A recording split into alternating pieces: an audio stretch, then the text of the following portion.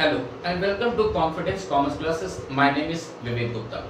बच्चों, हम लोग कंडक्ट कर रहे हैं business studies and business studies से आज हम लोग स्टार्ट कर रहे हैं चैप्टर नंबर 3 और इस चैप्टर नंबर 3 का नाम क्या है? Business environment. बच्चों, ये बिजनेस एनवायरनमेंट एक छोटा चैप्टर है, इजी चैप्टर है और आपको आसानी समझ में भी आ जाएगा। सबसे पहले देखिए कि बिजनेस एनवायरनमेंट होता क्या है। What's the meaning of business environment? तो समझिए बच्चों, बिजनेस एनवायरनमेंट क्या होता है?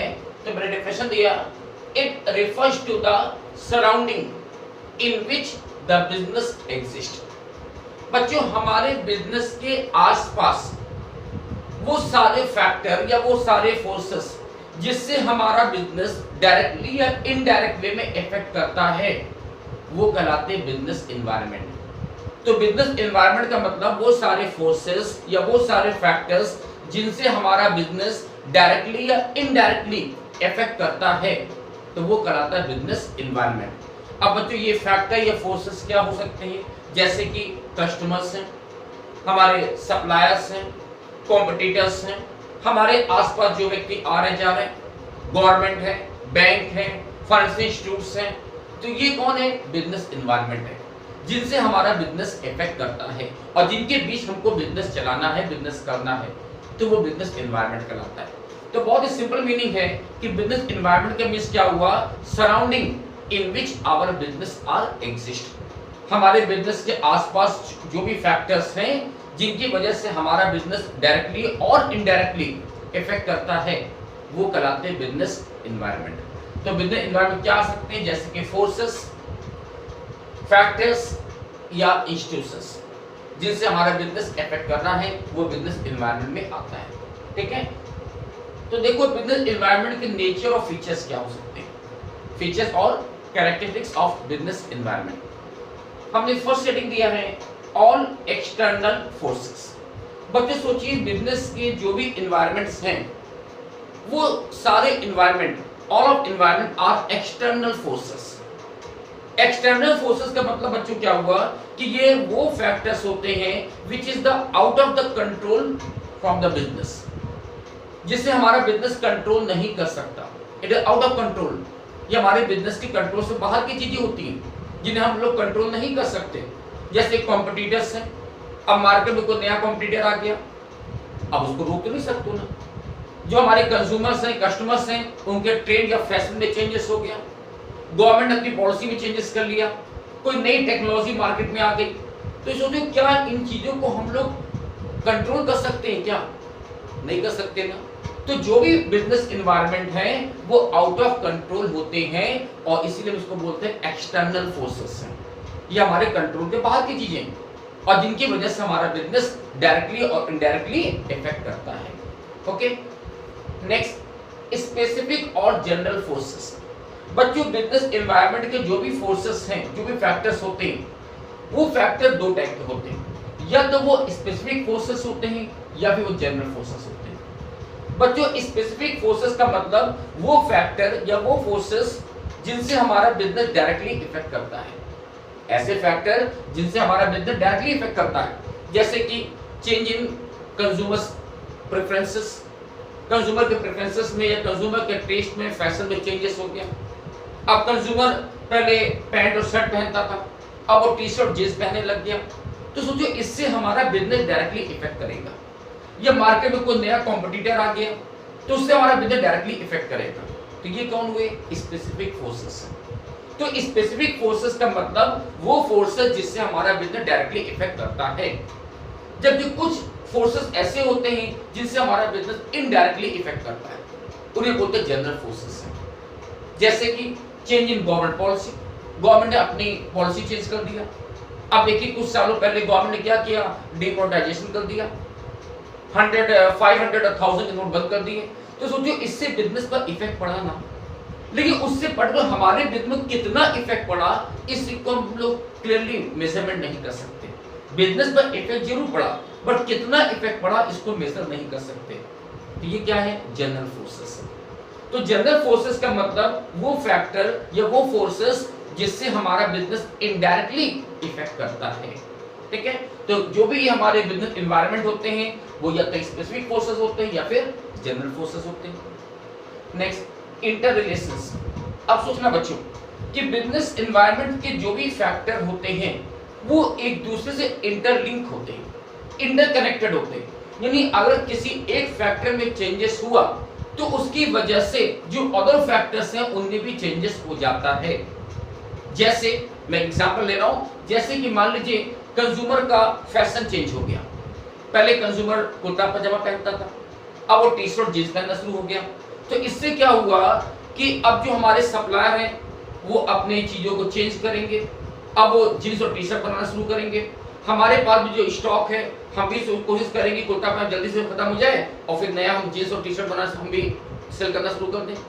इसीलिए गवर्नमेंट ने एक पॉलिसी लेकर आई, कैशलेस पॉलिसी, कि अब जो भी पेमेंट होना है डिजिटल पेमेंट होना है। तो आज लोग सारे कस्टमर्स डिजिटल पेमेंट कर रहे हैं, हम भी किसी पेमेंट कर रहे हैं डिजिटल पेमेंट कर रहे हैं। तो ये क्या इंटरलिंक फंक्शंस है कि अगर एक फैक्टर में चेंजेस हुआ तो उसकी वजह से अदर फैक्टर में भी चेंजेस हो जाता है। ठीक है। Dynamic nature. बच्चों बिजनेस के जो भी एनवायरनमेंट्स होते हैं वो डायनेमिक नेचर के होते हैं। बिजनेस एनवायरनमेंट जो होता है वो डायनेमिक नेचर का होता है। अब डायनेमिक नेचर का मींस क्या होता है ये हम लोग अच्छे समझते हैं कि डायनेमिक नेचर मतलब क्या हुआ कि बहुत तेजी से चेंजेस होता है, अनएक्सपेक्टेड चेंजेस हो जाता है। जैसे चेंज इन टेक्नोलॉजी। अब बच्चों कोई टेक्नोलॉजी कितनी तेजी से चेंज होती है वो अनएक्सपेक्टेड होता है। हमने अभी एक नया मोबाइल फोन खरीदा, अभी खरीदे 2 दिन हुए थे कि मार्केट में नया टेक्नोलॉजी आ गई, नया मोबाइल फोन आ गया। हम तो सोचते रह गए। हमने एक लैपटॉप परचेस किया, अभी परचेस करने कुछ दिन बाद नया लैपटॉप आ गया, नई टेक्नोलॉजी आ गई मार्केट में। तो इनमें चेंजेस बहुत तेजी से होता है, अनएक्सपेक्टेड होता है। सो जो कौन जानता था कि शाम को 7 बजे बिल्कुल सही चल रहा है, अब 8 बजे प्राइम मिनिस्टर साहब आते हैं, वो कहते हैं कि 1000 और 500 नोट बंद कर दिए जाएंगे। अनएक्सपेक्टेड हुआ। तो ये बिल्कुल ही अनएक्सपेक्टेड होता है, बार बार चेंज होता रहता है और ये कंट्रोल से बाहर है। अनएक्सपेक्टेड में चेंजेस होता रहता है। अनसर्टेनिटी। बच्चों बिजनेस के जो एनवायरनमेंट होते हैं वो उनमें अनसर्टेनिटी होती है कि कोई नहीं जानता कल से क्या होगा, इसका हम पहले से प्रिडिक्शन नहीं कर सकते। इनमें अनसर्टेनिटी होती है, अचानक ही चेंजेस हो जाता है। गवर्नमेंट पॉलिसी अचानक चेंज हो जाती है, गवर्नमेंट के रूल्स रेगुलेशन में अचानक चेंजेस हो जाता है। अब जैसे कोई नहीं जानता था कि अभी 1-2 महीने पहले सब कुछ सही चल रहा था, नॉर्मल चल रहा था, अचानक कोरोना एक महामारी आ गई, बीमारी फैल गई। तो जैसे कोरोना बीमारी आई तो मार्केट में पूरा चेंजेस हो गया। अब बड़ी बड़ी कंपनियां जो अपने नॉर्मल गुड्स का प्रोडक्शन कर रही थी वो अपना प्रोडक्शन करना बंद करके अब क्या कर रही है, मास्क बना बना के बेच रही है क्योंकि मार्केट में उसकी डिमांड है। मोस्टली कंपनियां अब सैनिटाइजर बना के बेच रही है क्योंकि उसकी डिमांड है मार्केट में। तो ये क्या अनसर्टेनिटी है कि कौन नहीं जानता कल से क्या हो जाएगा। तो एनवायरनमेंट बहुत तेजी से चेंजेस होता है और साथ में उसमें अनसर्टेनिटी भी होती है। ओके। एंड लास्ट पॉइंट हमने दिया है कॉम्प्लेक्सिटी, कि बिजनेस एनवायरनमेंट के जो फैक्टर होते हैं they are typical to understand. बच्चों उनको समझना, उनका पहले से प्रिडिक्शन करना बहुत ही टिपिकल वर्क है। हम उसका पहले से प्रिडिक्शन नहीं कर सकते, हम उसको पहले से एस्टिमेशन नहीं लगा सकते। कल क्या चेंजेस हो जाएगा हमारा कोई एक्सपेक्ट नहीं कर सकते। गवर्नमेंट पॉलिसी में चेंजेस हो गया, नया कॉम्पिटिटर मार्केट में आ गया, कंज्यूमर के टेस्ट और फैशन में चेंजेस हो गया, नई टेक्नोलॉजी आ गई मार्केट में। तो ये इसको पहले से प्रिडिक्शन कर ले ऐसा पॉसिबल नहीं है। तो बिजनेस एनवायरनमेंट जो फैक्टर्स है, जो फोर्सेस हैं, they are typical to understand. बच्चों अभी तक हमने पढ़ लिया कि बिजनेस एनवायरनमेंट क्या होता है, इसके मेन फीचर्स क्या होते हैं। अब ये देखना है कि बिजनेस एनवायरनमेंट को जानना हमारे लिए क्यों जरूरी होता है। ये हम लोग बिजनेस एनवायरनमेंट क्यों पढ़ते हैं। बच्चों ये क्यों जानना चाहते हैं कि हमारे आसपास क्या हो रहा है, हमारे आसपास के फैक्टर कौन है, हम ये बात क्यों जानना चाहते हैं, यानी हम बिजनेस एनवायरनमेंट को क्यों पढ़ते हैं। तो बिजनेस एनवायरनमेंट को समझने के एडवांटेज क्या है, इसकी इंपॉर्टेंस क्या है, अब वो मुझे देखना है। तो देखिए बिजनेस एनवायरनमेंट की इंपॉर्टेंस क्या होती है। हमने फर्स्ट हेडिंग आपको दिया है, it enables the firm to identify the opportunities and getting the first mover advantage. बच्चों सोचिए कि अगर हम बिजनेस एनवायरनमेंट को कंटिन्यू स्टडी कर रहे हैं तो हम लोग कंटिन्यू वॉच कर रहे हैं कि मार्केट में या सोसाइटी में क्या क्या चेंजेस हो रहे हैं। अब कंज्यूमर का टेस्ट और फैशन में कैसे चेंजेस हो रहा है, कंज्यूमर मुझसे क्या चाहता है, उसकी डिमांड क्या है, टेक्नोलॉजी में क्या चेंजेस हो रहे हैं, तो हम लोग उन अपॉर्चुनिटी से फायदा उठा सकते हैं। अब मान लीजिए हमने ये देखा कि मार्केट में अभी तक गोल्ड कॉलर की टी शर्ट चल रही थी, उसका फैशन चल रहा था, लेकिन सडनली मैंने देखा कि जो कंज्यूमर्स हैं अब वी शेप में जो टी शर्ट आती है उसकी डिमांड ज्यादा करने वाले हैं। इसका मार्केट में ट्रेंड बढ़ रहा है, अब लोग वी शेप की टी शर्ट ज्यादा सर्च कर रहे हैं मार्केट में। तो हम क्या करेंगे कि अब हम लोग गोल्ड कॉलर की टी शर्ट बनाना बंद करके वी शेप में टी शर्ट बनाना स्टार्ट कर देंगे। तो सोचो अगर कोई बिजनेस एनवायरनमेंट को स्टडी नहीं करेगा तो वो इस चीज का पहले से आइडिया नहीं लगा पाएगा। तो बिजनेस एनवायरनमेंट को जानना पहले इसलिए जरूरी होता है कि जिससे हम ये जान सके फ्यूचर में क्या चेंजेस होने वाले हैं, जिससे हम उसके अकॉर्डिंग पहले से तैयारी कर लें। तो फ्यूचर में क्या अपॉर्चुनिटीज मिलने वाली है हम उसको पहले से अपने आप को प्रिपेयर कर लेते हैं।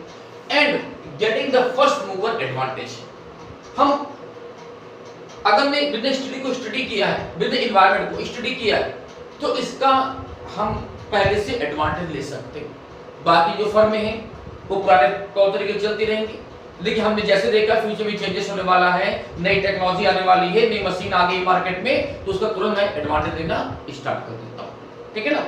Next, it helps the firm to identify the threats. बच्चों एक बात सोचो, बिजनेस एनवायरनमेंट को पढ़ने से न केवल मुझे अपॉर्चुनिटी का पता चलता है, बल्कि फ्यूचर में जो थ्रेट्स यानी जो बुरा होने वाला, अगर कुछ नेगेटिव होने वाला है तो उसको भी हमको पहले से जानकारी हमको मिल जाती है और उसके अकॉर्डिंग मैं अपने आप को पहले से प्रिपेयर कर लेता हूं। एंड अर्ली वार्निंग सिग्नल्स, हमें ये पहले से वार्न कर देता है कि ये चेंजेस होने वाला है, तो पहले से तैयारी कर लेते हैं। जैसे मैं फिर से कहता हूं कि मार्केट में देखा कि मान लीजिए हमारी कंपनी मोबाइल फोन बनाती है, तो अभी तक क्या था कि मेरी कंपनी पुराने तौर तरीके मोबाइल बनाती थी, लेकिन मैंने देखा कंज्यूमर की इनकम बढ़ रही है और इनकम बढ़ने की वजह से अब वो कंज्यूमर क्या चाह रहा है, स्मार्टफोन। तो मैं क्या करूंगा कि अगर मेरे पास पुराना फोन है, पुराने सिस्टम वाला मोबाइल फोन है, तो मैं उसको जल्दी से मार्केट में निकालने की कोशिश करूंगा। मैं उसको स्टॉक रखूंगा नहीं, मैं उसको फटाफट सेल आउट करूंगा, क्योंकि मार्केट में ट्रेंड चेंज होने वाला है। अब लोग स्मार्टफोन की डिमांड ज्यादा करने वाले हैं, तो जो पुराना सिस्टम का मोबाइल फोन था हमको फटाफट मार्केट में सेल करना स्टार्ट कर देंगे। तो हमको पहले से वार्निंग मिल गई कि ये होने वाला है, ये चेंजेस होने वाला है, तो हम उसके अकॉर्डिंग पहले से अपनी तैयारी कर लेते हैं। इंपॉर्टेंस आता है, it helps in tapping useful resources. अब जैसे मैंने ये देख लिया कि मार्केट में स्मार्टफोन की डिमांड होने वाली है, मार्केट में जो कंज्यूमर अब स्मार्टफोन की डिमांड ज्यादा करेंगे, तो उसके लिए हमको जो भी रिसोर्सेस चाहिए, अब रिसोर्सेस जैसे कि रॉ मटेरियल चाहिए, लेबर चाहिए, मशीनें चाहिए, तो उनको हम पहले से अरेंज कर सकते हैं और उनको हम सिस्टमैटिक तरीके से इकोनॉमिकल वे में हम उसको प्रॉपर्ली यूज भी कर सकते हैं।